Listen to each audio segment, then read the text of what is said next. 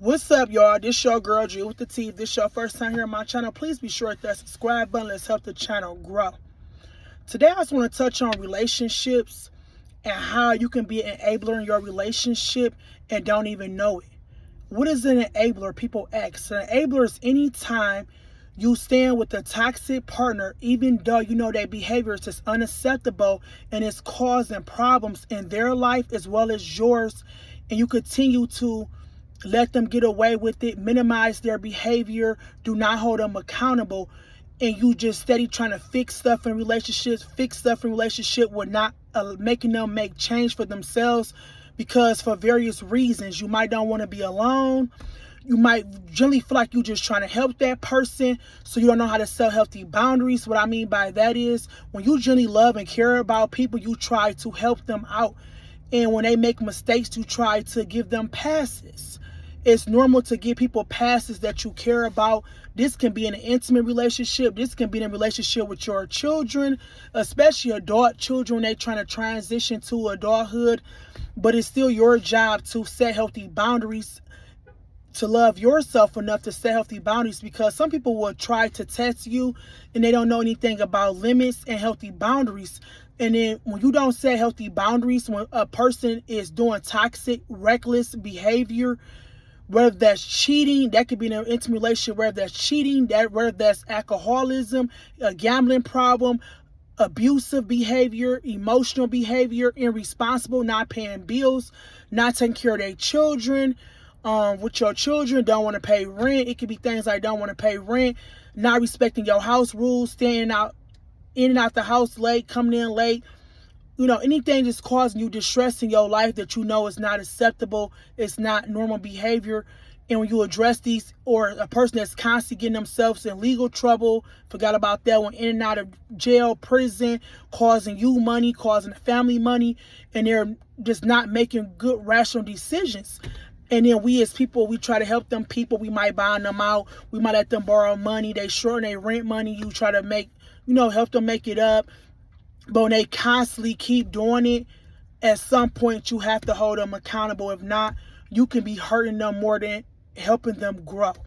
Sometimes what I have to learn, the most hardest thing you have to do sometimes is leave a relationship, even when you genuinely care about somebody, in order to allow that person to grow. Or even if they're not going to grow at this very moment, you could still help them down the line, because they knew you was not tolerating it.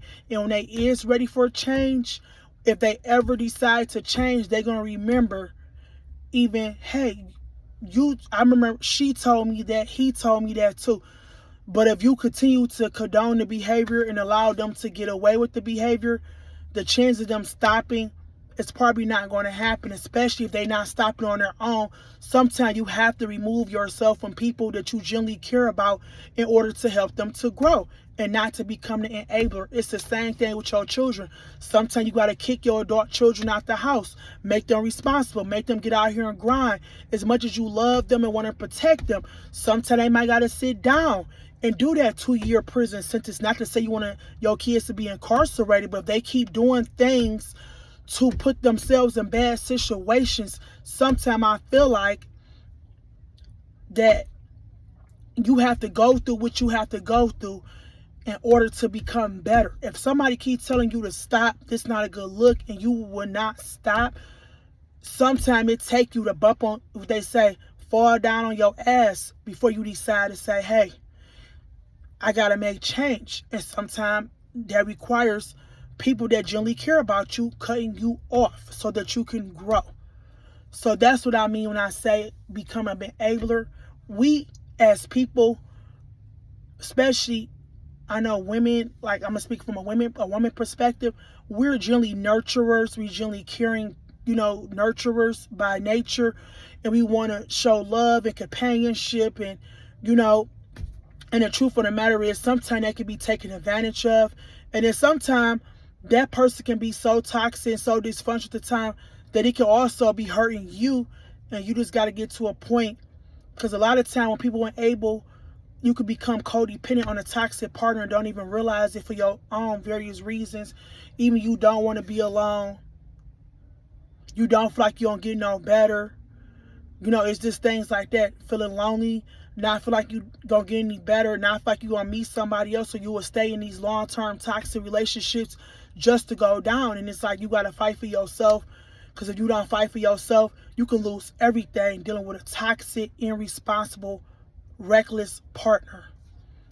Or even if your children, reckless, irresponsible, they can take you under everything you work for, everything you trying to accomplish, if they not where you at. That's why it's important to be around people on your level. And unfortunately, you have to leave some people behind, even when you genuinely care about them. Sometimes it's necessary to leave some people behind, because they not going where you going. They not making the necessary moves that you making. They not willing to sacrifice. They not willing to leave the toxic shit alone, whether it's gambling, whether it's alcohol, substance abuse, whatever it is that's keeping them not seeking mental health treatment if that's what they need, whatever it is that's not helping them to grow or keeping them stagnant. And it could come into your life, and you could be living peace, and you really doing the work and putting the effort in to make your life better. They bring that into your life. Now you going down with them. You see how this work? Same thing with your children. As much as we love our children, sometimes you got to lead them where they at and let them grow up.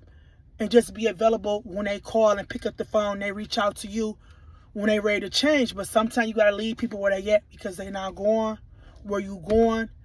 And you going to find yourself going down with them, losing out on shit, losing your money, losing your stability. You know, you can lose your savings account, things you work for, lose your houses, lose your jobs, lose your cars, get in legal trouble right along with these people, because now they got you stirred up and you out there going at it with them. And that's what I'm saying. Is it really worth it? Caring about that person, they got to care about themselves, and you got to care about yourself enough sometimes to just know when to walk away and not being an enabler in a relationship. Sometimes it's hard to walk away, but you got to know when it's time to let go and really walk away from toxic relationships. You got to know when it's time to stop being an enabler and really love yourself, man. And I know, like, it can be hard being alone.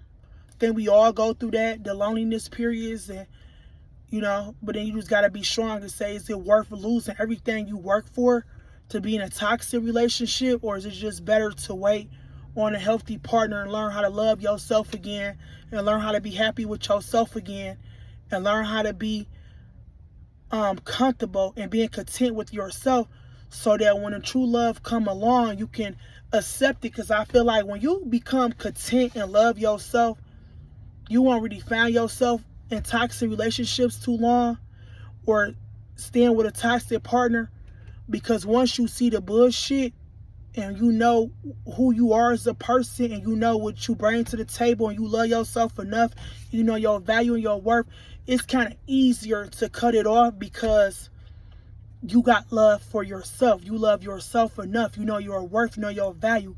But when you don't know your value, know your worth, you will stay in them type of relationships for years, and sometimes find yourself just as toxic, just as dysfunctional, or be done lost everything right along with that toxic partner. But when you start to learn love yourself more, you will walk away quicker and quicker. It'll get easier and easier. And as you grow into a person, once you identify the red flags up front, because as you go through toxic relationships, you should be learning from the past relationships and toxic people, and recognize the warning signs. We call them warning signs, red flags, red signs, whatever you want to call them. Once you learn how to identify those signs early on, it kind of alleviates the pain, the money, effort, the wasting your time, effort, the losing out, you know, just whatever. It just kind of eliminated. You can kind of put it to the end very quick, because you're like, I seen this shit already. I'm straight. You're going to bag up immediately, because you lived it too many times in your 20s. By the time you get to your 30s, you can re-identify.